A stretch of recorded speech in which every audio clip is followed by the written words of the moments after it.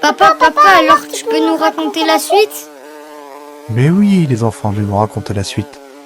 Mais le miel, du coup, les enfants, c'est pas que pour faire tes pizzas chèvre miel, youpilel, ou tes tartines, youpinour. Et puis vous savez, hein, le miel, c'est leur réserve de nourriture pour l'hiver. Et elles en font beaucoup, parce qu'elles en mangent toute l'année. Et elle le garde où? Dans des petits pots? Avec des étiquettes? Comme maman dans sa cuisine. Mais non, pas dans des petits pots, youpinour. En fait, les abeilles, elles remplissent les alvéoles de la ruche. C'est comme une étagère pleine de mini-casiers. Donc oui, c'est vrai, c'est un peu comme maman avec ses petites boîtes. Des casiers à miel? Oh, je veux les mêmes dans ma chambre. Mais attends, papa, comment elle le fabrique le miel? Ça sort d'où? Très très bonne question, Youpino. Je vois que tu es en train de t'endormir. Alors, je vais essayer de faire vite. Quand une abeille trouve une fleur, elle aspire un liquide sucré qu'on appelle le nectar. Elle le garde dans une poche spéciale dans son corps, qu'on appelle le jabot à miel. Ce n'est pas son estomac pour digérer, c'est un sac juste pour transformer le nectar en miel. Comme une petite usine dans son ventre? Exactement, c'est comme une petite cuisine.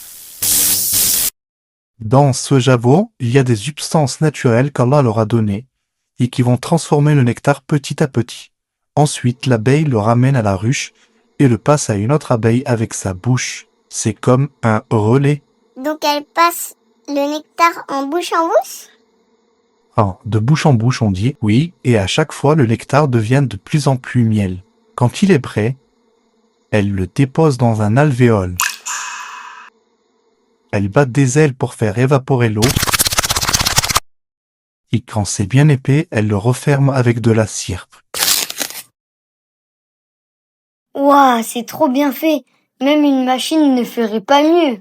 Et ce n'est pas tout.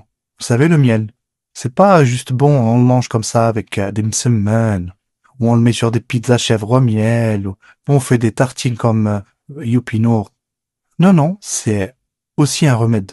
Donc oui, c'est vrai, c'est bon, mais c'est aussi un remède. Oui, c'est vrai, la maîtresse, elle nous a dit que le miel, ça guérit la gorge. Exactement, Youpinour. Et vous savez, Allah subhanahu wa ta'ala, dans le Coran, dans Surat al-Nahl, il y a une sourate qui s'appelle les abeilles.